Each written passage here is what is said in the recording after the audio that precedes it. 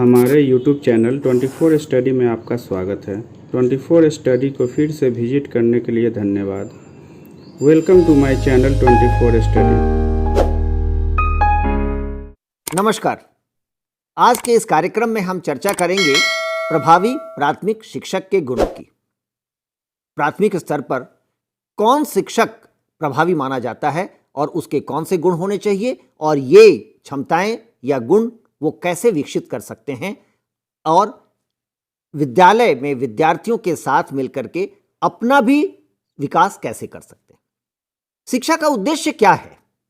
शिक्षा का उद्देश्य विद्यार्थियों में ज़्यादा अधिगम या सीखने की प्रक्रिया को तेज करना और कम समय में ज़्यादा सीखने को ही हम एक अच्छा टीचिंग लर्निंग एनवायरनमेंट कह सकते हैं। और जो शिक्षक इस प्रक्रिया को ठीक से चला सकें उन्हीं को प्रभावी शिक्षक कहेंगे। अधिगम ज़्यादा होना चाहिए और तेज होना चाहिए। कक्षा 1 का शिक्षक, कक्षा 5 का शिक्षक, कक्षा 8 का शिक्षक, उच्च शिक्षा का शिक्षक सब एक ही होगा? सबों में एक ही तरह के गुण होंगे? नहीं, ऐसा नहीं है। कक्षा 1 के विद्यार्थी को पढ़ाने के लिए जो गुण होने चाहिए शायद वो उच्च शिक्षा में 18 साल के बच्चे को पढ़ाने के लिए नहीं होने की आवश्यकता है।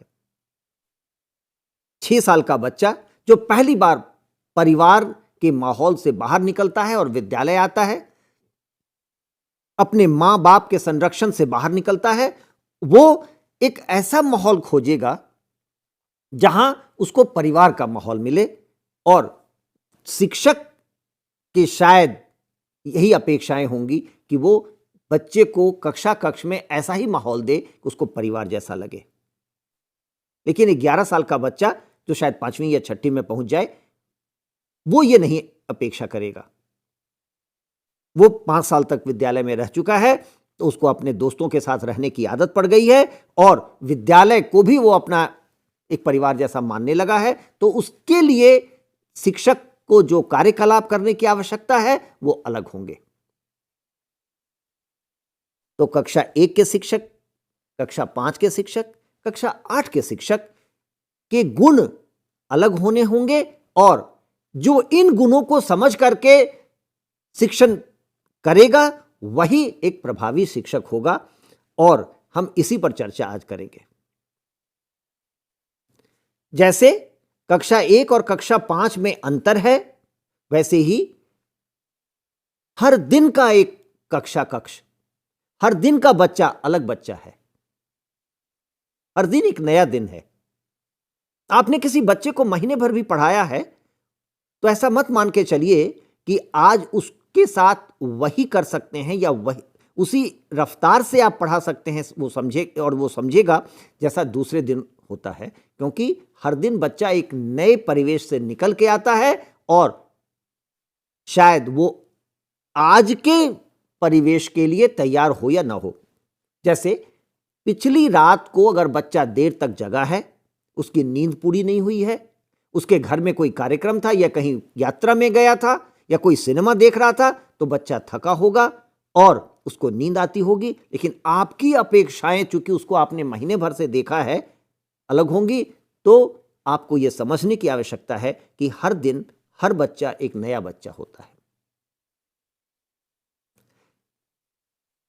अधिगम की प्रक्रिया शुरू करने के पहले एक बार परिचय होना चाहिए हर दिन का, ताकि आप समझ सकें आज कौन सा बच्चा कितना उत्सुक है, कितना एनर्जेटिक है, ताकि आप उसी प्रकार अपने कक्ष के कार्यकलापों को व्यवस्थित कर सकें।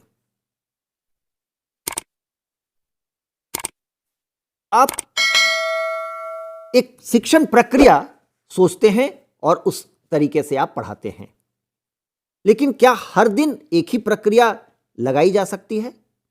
समय समय पर अपनी कक्षा की शैक्षिक प्रक्रिया और शिक्षण पद्धति को परिष्कृत परिवर्धित करते रहें। अगर आप हर दिन एक ही कार्यकलाप करेंगे तो बच्चे बोर भी हो जाएंगे और शायद उनका मन भी नहीं लगेगा। कोई शिक्षण रणनीति अंतिम नहीं है, लगातार नए अनुप्रयोग करने की जरूरत है। एक बार हमने सोच लिया हम ऐसे पढ़ाते हैं, ऐसा ही पढ़ाएंगे, तो ये ठीक नहीं होगा। हमको हर दिन समझ के, दूसरों से सीख के, बच्चों से जान करके अपने तरीके को बदलने की आवश्यकता पड़ती है, ताकि बच्चा हर दिन एक नए माहौल का अनुभव करे, ताकि वो सीख सके और नोवेल्टी का, एक नयापन जो होता है, उसका फायदा हो। क्या कारण है? लोग कहते हैं कि बच्चा चलता हुआ स्कूल आता है और दौड़ता हुआ स्कूल से जाता है। लोग कहते हैं कि उसको आने का मन नहीं होता है, इसलिए वो चलते हुए आता है, लेकिन जब छुट्टी होती है, घंटी बजती है, तो वो दौड़ते हुए घर जाता है, क्योंकि वो छुट्टी पाने जैसा अनुभव करता है। ऐसा क्यों है? बच्चे क्यों नहीं दौड़ते हुए स्कूल आते हैं और चलते हुए लौटते हैं? कहने की बात होगी, शायद आपके बच्चे ऐसा नहीं करते हो, लेकिन ऐसा ही होना चाहिए कि बच्चे दौड़ते हुए विद्यालय आना चाहें, वो उनको विद्यालय आने की इच्छा हो। तो हम ऐसा क्या करें कि विद्यालय का माहौल ऐसा हो, कक्ष का माहौल ऐसा हो कि विद्यार्थी आना चाहे, और तभी अधिगम बढ़ेगी और तभी हम ज्यादा प्रभावी शिक्षक माने जाएंगे। तो पहले अपने शिक्षार्थियों की मानसिक स्थिति को हम कैसे जानें, इसके लिए विशेषकर शुरुआती वर्षों में बच्चों से संवाद जारी है। बच्चों से बात करें। हम अक्सर ऐसा मानते हैं कि छोटे बच्चे अपनी बात बता नहीं पाएंगे, तो हम बड़े बच्चों से तो बात करते हैं, पूछते हैं, लेकिन छोटे बच्चों से बात नहीं करते हैं, उनसे नहीं पूछते हैं।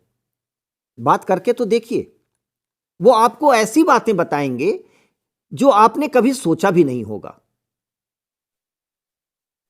एक कक्षा ऐसा तय करिए जिस दिन आप कम बोलेंगे, बच्चों को ज्यादा बोलने देंगे, उनसे सुनेंगे, और देखिए वो आपके बारे में कैसी बातें बताते हैं। वो आपको बताएंगे कि आप क्या क्या करते हैं।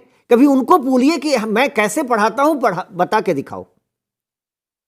वो आपको बताएंगे कि आप क्या क्या करते हैं। फिर आपको पता चलेगा कि किन चीजों से उनको ज्यादा कौतूहल होता है और किन चीजों से वो ज्यादा सीखते हैं। हम पढ़ाते क्यों हैं? हम इसलिए पढ़ाते हैं कि वो सीख सकें, परंतु हमारी पूरी पद्धति परीक्षा आधारित हो गई है, और हमारी उपादेयता या हमारी सक्षमता इस बात से जानी जाती है कि हमारे विद्यार्थी कितना अच्छा करते हैं परीक्षा में। परीक्षा का माहौल भी अलग होता है।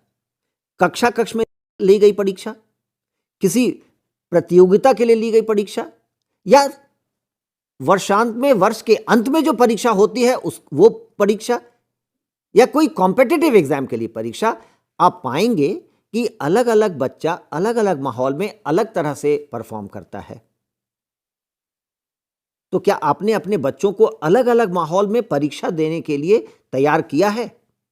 हो सकता है आपके कक्षा का सबसे अच्छा बच्चा, जिसको आप समझते हैं बहुत अच्छा है और परफॉर्म करता है, क्योंकि आप क्लास टेस्ट में पाए हैं कि वो अच्छा करता है, शायद प्रतियोगिता परीक्षाओं में अच्छा नहीं कर रहा है। क्यों नहीं कर रहा है? क्योंकि आपने शायद उसको उस माहौल के लिए तैयार नहीं किया है। तो हर बच्चे की शैक्षिक एवं पारिवारिक पृष्ठभूमि की जांच करें और तदनुसार शिक्षण योजना बनाएं। हर बच्चा हर परिस्थिति के लिए तैयार नहीं है।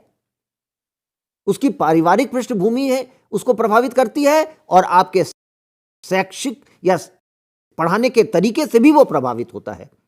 तो यदि आप बच्चों को जानते हैं कि उनको कोई प्रतियोगिता परीक्षा देनी होगी या साल के अंत में परीक्षा देनी होगी, तो उसके लिए बारी बारी से उनको एक मॉक टेस्ट दे सकते हैं, तैयारी करा सकते हैं, और आपके बच्चे इन परीक्षाओं में अच्छा करेंगे। और तब यदि परीक्षा पर आधारित, बच्चों के रिजल्ट पर आधारित आपका जांच होना है, आपके प्रभावी होने का मापदंड होना है, तो ये आपको पता चलेगा कि आपने जिसके लिए तैयारी किया वो बच्चे वैसा अच्छा कर पाए।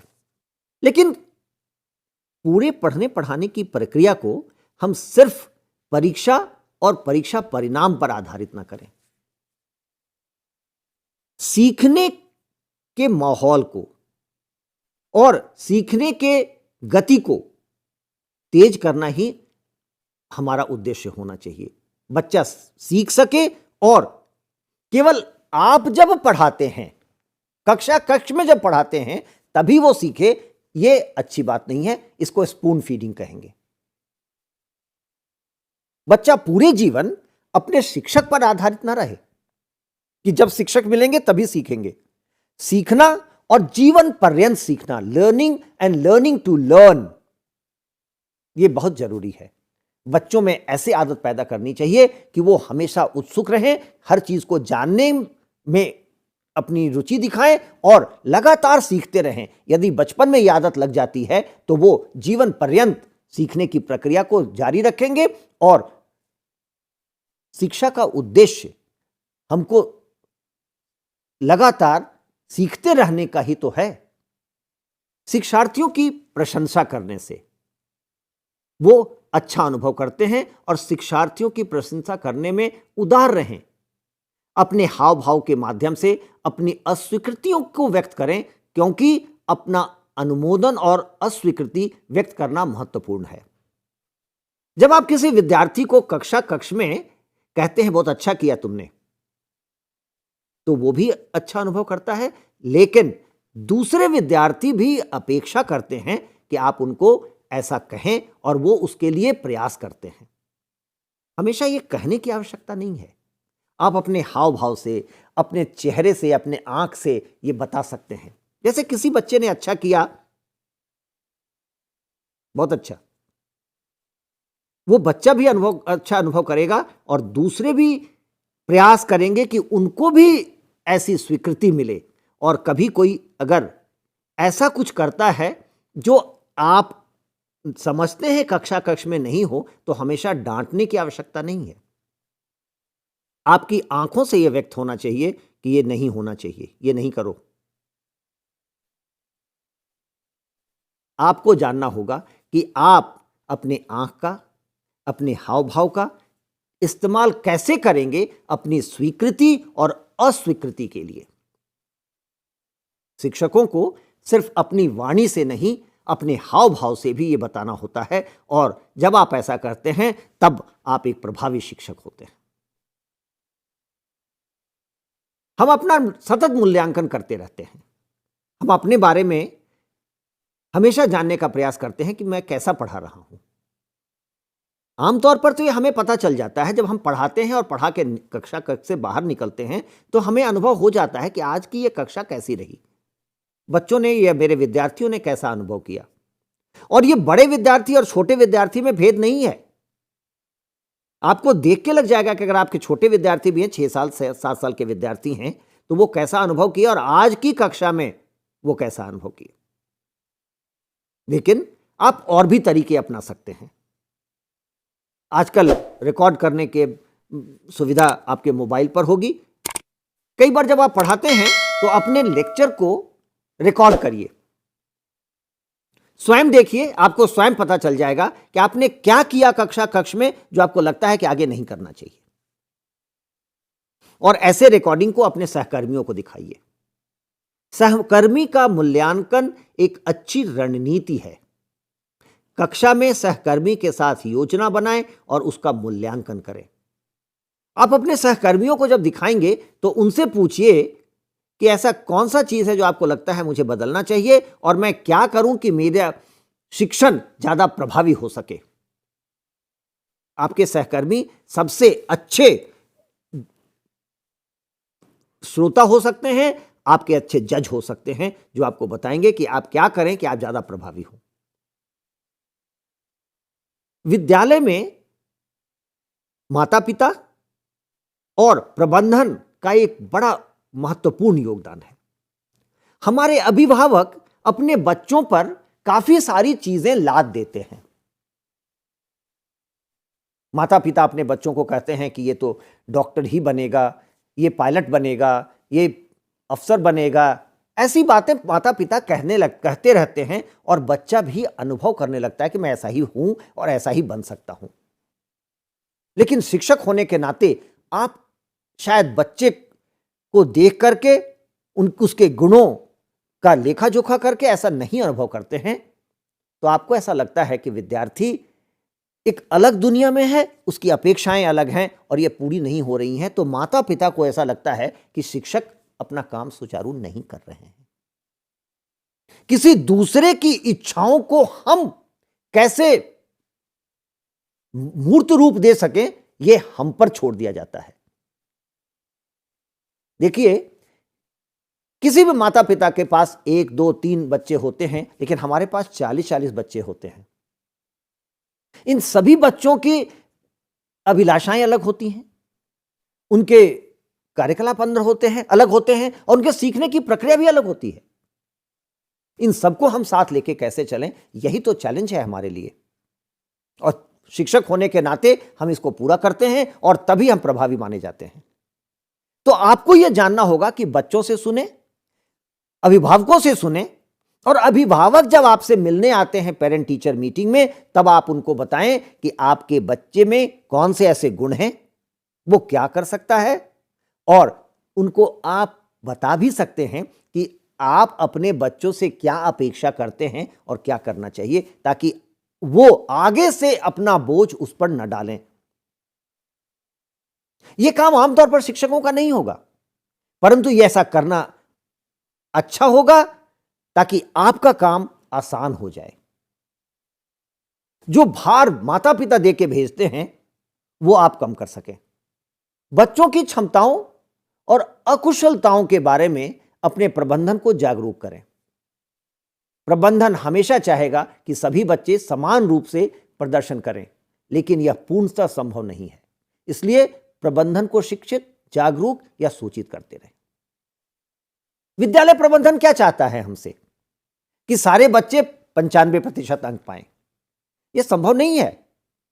कोई बच्चा अंग्रेजी में रुचि रखता है तो अंग्रेजी में ज्यादा नंबर आएगा, कोई हिंदी में रखता है तो हिंदी में आएगा, कोई गणित में रखता है तो गणित में अच्छे अंक लाएगा, लेकिन सभी विषयों में सब बच्चे एक जैसा करें, यह संभव नहीं है। यह प्रबंधन नहीं सोचता है, तो वो हमसे अपेक्षा करता है कि सभी बच्चे 95% अंक लाएं। यहां दोनों बातों को ख्याल रखना होगा। हमारे बच्चे अलग अलग परिवारों से आते हैं, तो उन सब बच्चों को हम एक जैसा पढ़ाते तो हैं, लेकिन वो एक जैसा रिफ्लेक्शन नहीं करते हैं। ये बात माता पिता को समझाएं और प्रबंधन को भी समझाएं।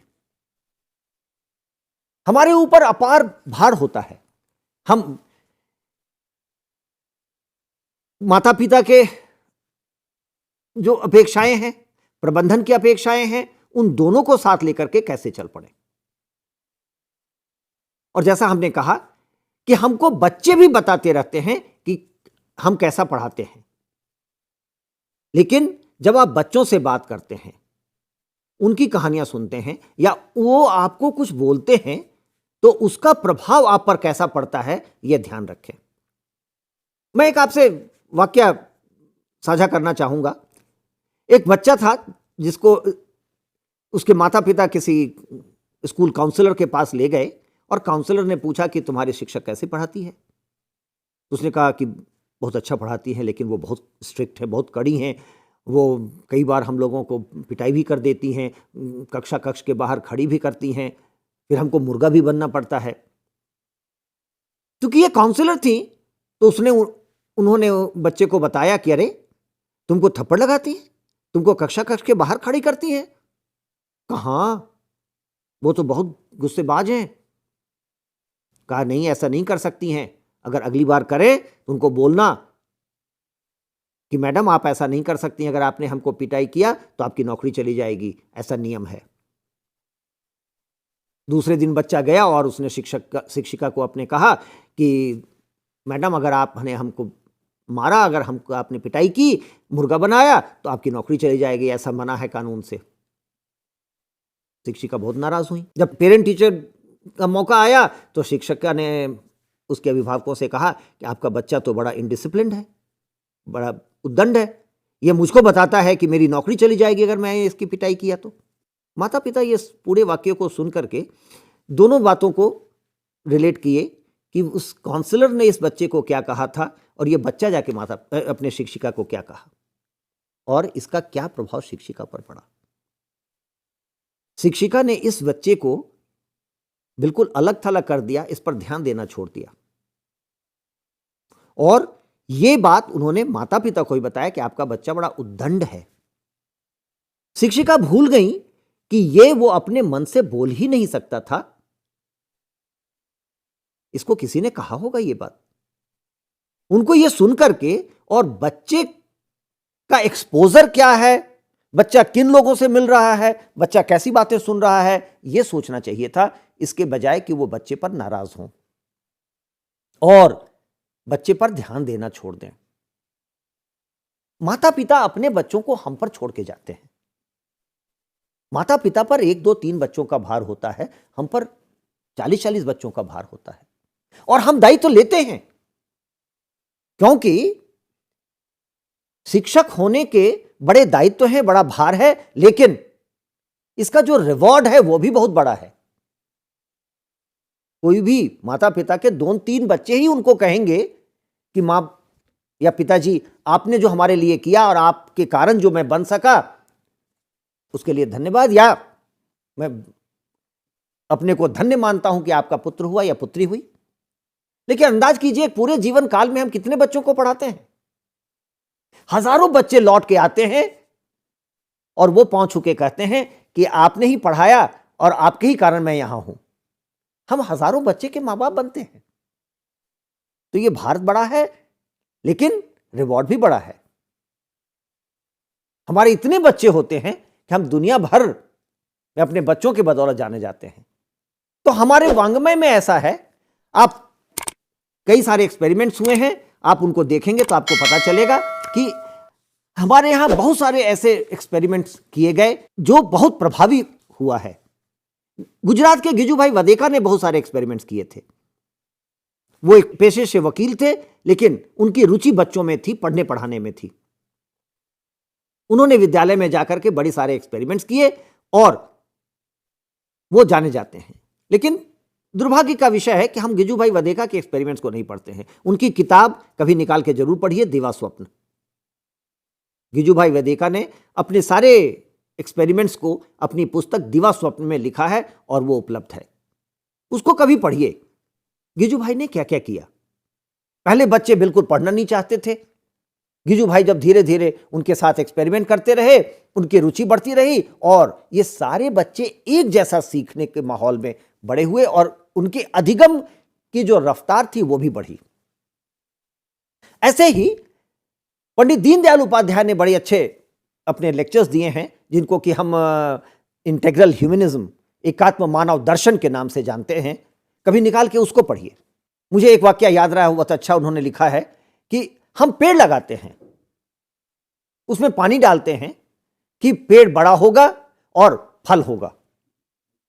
हम पेड़ से या पौधे से ये तो नहीं अपेक्षा करते, उसको नहीं कहते हैं कि मुझे पैसा दो तब मैं तुम्हें पानी पटाऊंगा। हम ऐसे ही अपने बच्चों को सींचें, इनको तैयार करें, इनमें पानी खाद डालें ताकि ये बड़े होके बड़े वृक्ष बन जाएं और फल लगे, तब हम उसका ग्रहण करेंगे। तो बच्चों को हमें संजोना पड़ता है, उनको प्यार से बढ़ाना पड़ता है ताकि वे बड़े होकर के इतना बड़ा हो जाएं कि इतने फल लगें कि हम उसका सेवन कर सकें। हमारी परंपरा रही है कि हम गुरु को गोविंद के तुलना करते हैं, लेकिन क्या कारण हुआ कि आज गुरुओं की यह स्थिति है। कई बार कहा जाता है कि हम शिक्षक इसलिए बनते हैं क्योंकि और कुछ नहीं मिला। हो सकता है हम में से कई लोगों के जीवन में ऐसा हो कि हमें कोई दूसरी नौकरी पसंद थी लेकिन वो नहीं मिला तो हम शिक्षक बने, लेकिन अब तो शिक्षक बन गए हैं, हमको वो करना चाहिए जो हमसे अपेक्षित है। कहा गया है, गुरु गोविंद दो खड़े काके लागू पाए, बलिहारी गुरु आपने गोविंद दियो बताए। गुरु को गोविंद से ऊपर का दर्जा दिया गया है। अगर गोविंद से मुलाकात होगी, भगवान के दर्शन होंगे तो तभी होंगे जब गुरु आपके पास होगा। और सौभाग्य की बात है कि हम और आप गुरु बने हैं या ये मौका लगा है। तो हमेशा अपने को जज करें, अपने पढ़ने पढ़ाने के तरीके को जज करें और सतत प्रयास करें कि आप बेहतर बनते जाएं। और कोई भी शिक्षक महान शिक्षक पैदा नहीं होता है। यह ट्रेनिंग का विषय है कि हम कैसे पढ़ते हैं और कितना ट्रेंड होते हैं और कैसे लगातार प्रयास करके एक बेहतर शिक्षक बनते हैं। तो अगर आप एक बेहतर शिक्षक बनना चाहते हैं, एक प्रभावी शिक्षक बनना चाहते हैं, तो मेरी तरफ से 2-3 चीजें। एक, लगातार प्रयास करिए और यह जानिए कि नई कौन सी चीजें आई हैं जिनको आपको सीखना चाहिए ताकि आप अपने कक्ष में उसको बता सकें और लागू कर सकें। कंटेंट के लेवल पर और प्रोसेस के लेवल पर कैसे पढ़ाया जाए और क्या पढ़ाया जाए। विद्यार्थियों से जानने का प्रयास करिए, क्योंकि वही आपको सबसे बढ़िया आकलन दे सकते हैं कि आप कैसा पढ़ाते हैं। अभिभावकों से पता करिए और अपने सहयोगियों से पता करिए कि आप कैसा पढ़ाते हैं। शिक्षक बनना आसान काम नहीं है, मुश्किल का काम है, लेकिन हमने आपने तय किया है कि हम शिक्षक बनेंगे और हम अपने बच्चों को ऐसा बनाएंगे कि वो अपने जीवन में लगातार खुश रहें और सीखने की प्रक्रिया उनकी जारी रहे ताकि वो लगातार ऊपर जाते रहें। आज के इस कार्यक्रम में हम लोगों ने चर्चा किया है कुछ ऐसे बिंदुओं की जो हमें प्रभावी शिक्षक बना सके।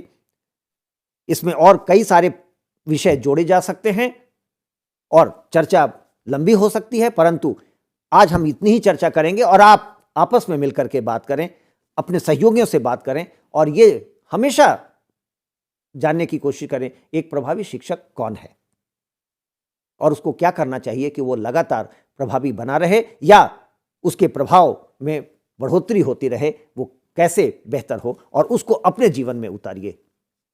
मैं आशा करता हूं कि इन विषयों से, इन बिंदुओं से आपको कुछ मार्गदर्शन मिलेगा और आप इस पर प्रयास करेंगे।